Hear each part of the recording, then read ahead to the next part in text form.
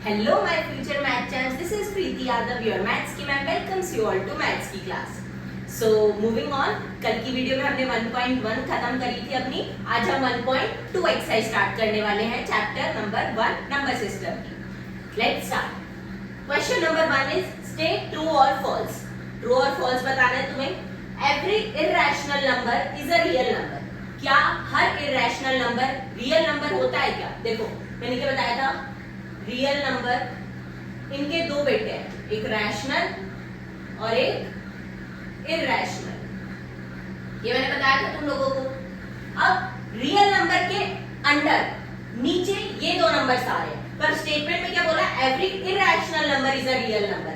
क्या हर irrational number real number होगा?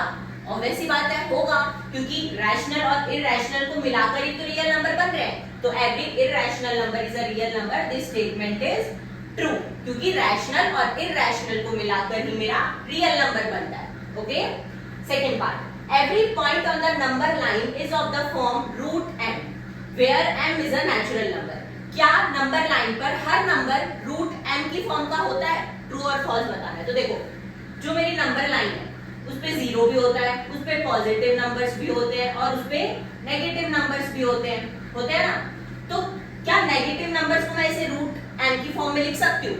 नहीं लिख सकती. कभी ऐसे देखा है तुमने -√2? नहीं देखा. ऐसे होता है, तुम आगे बड़ी क्लासेस में पढ़ोगे, पर अभी के लिए तुम्हारे लिए अंडर रूट में माइनस का नंबर नहीं होता.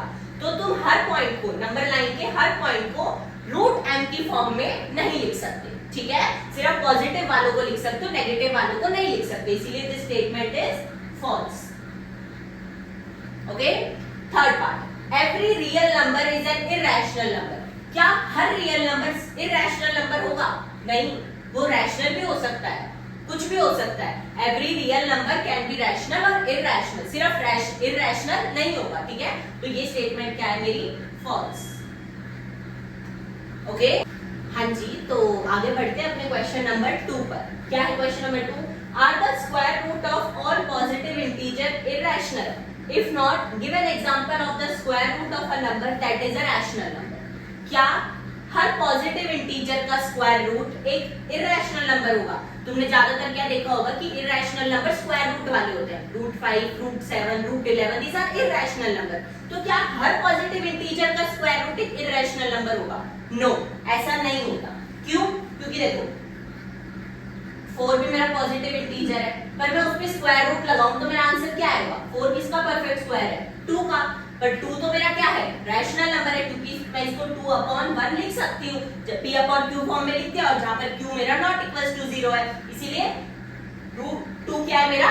रैशनल नंबर है. तो जरूरी नहीं है कि हर अंडर रूट वाला नंबर, हर स्क्वायर रूट वाला नंबर तुम्हारा इरैशनल ही हो. कौन से इरैशनल होंगे? जो परफेक्ट स्क्वायर नहीं होंगे किसी के. ठीक है, तो इस बात को तुम लोग लिख लो. No square root of every positive integer is not a irrational number. No square root of all positive integer is not irrational. ठीक है, तो फर्स्ट पार्ट का आंसर क्या हो गया? नो.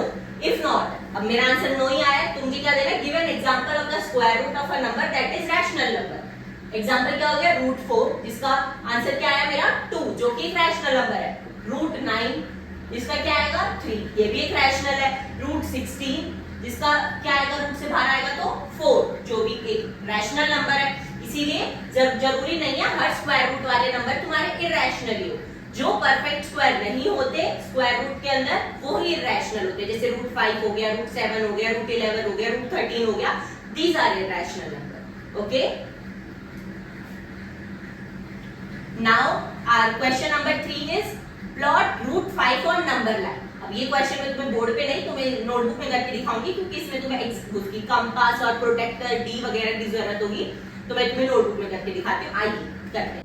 हाँ जी बेटा, तो हमें 1.2 का क्वेश्चन नंबर 3 करना है.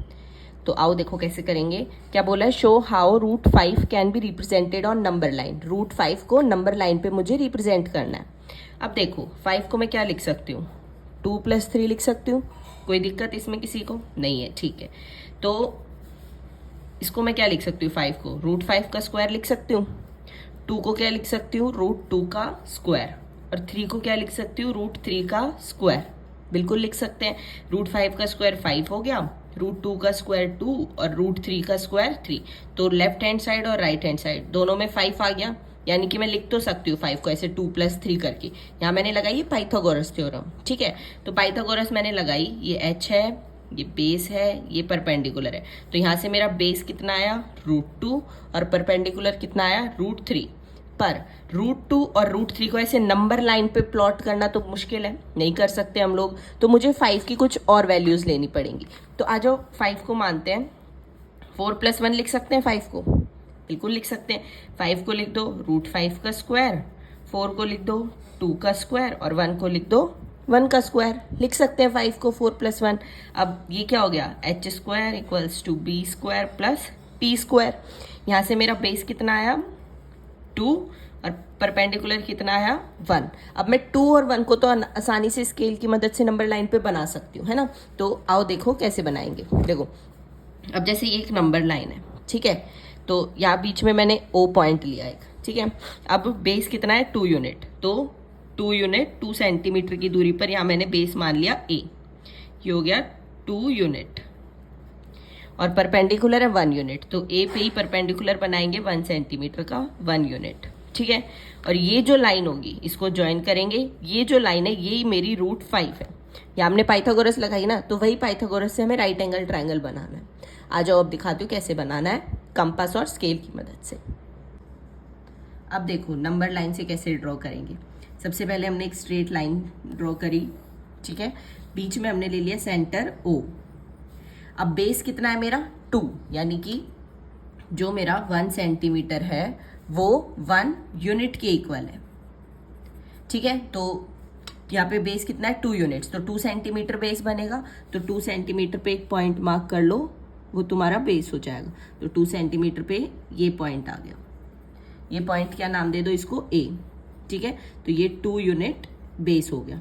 अब परपेंडिकुलर कितना है, 1 यूनिट, 1 यूनिट का मतलब 1 सेंटीमीटर के इक्वल। तो A पॉइंट पे ही परपेंडिकुलर बनाओ 1 सेंटीमीटर का, ये 1 सेंटीमीटर का बन गया तुम्हारा परपेंडिकुलर 1 यूनिट, ठीक है। अब इसके बाद इस पॉइंट को ये B नाम दे दो, ये B और O इन पॉइंट्स को ज्वाइन करो। अब कंपास को OB जितना ओपन करो, ये तुम्हारा √5 आ गया, ये तुम्हारा √5 है। पर इसको ऐसे ही नहीं छोड़ना, मुझे नंबर लाइन पे मार्क करना है √5। तो कंपास को अब इसके जितना ओपन कर लो, ऐसे। ये कंपास मैंने OB जितना खोल लिया, और O पॉइंट पे रख के मैंने यहाँ पे एक आर्क लगा दी। अब ये जो आर्क आई यही पॉइंट है मेरा √5, ये वाला पॉइंट है मेरा √5 का। ये था इस क्वेश्चन में, था आप लोगों का क्वेश्चन नंबर 3। ऐसे क्वेश्चन नंबर 4 है, पर वो एग्जाम पॉइंट ऑफ व्यू से उतना इंपॉर्टेंट नहीं है, क्लास एक्टिविटी है एक तरह की, तो उस क्वेश्चन को हम लोग नहीं करेंगे, स्किप कर देते हैं, ठीक है। So that's it for the today's video, guys. But here we complete our exercise 1.2. In the next video, we will start our exercise 1.3. If you like the video, please hit the like button and don't forget to share this video with your at least one friend, and also subscribe to the channel. Thank you so much, guys. Radhe Radhe. Bye bye.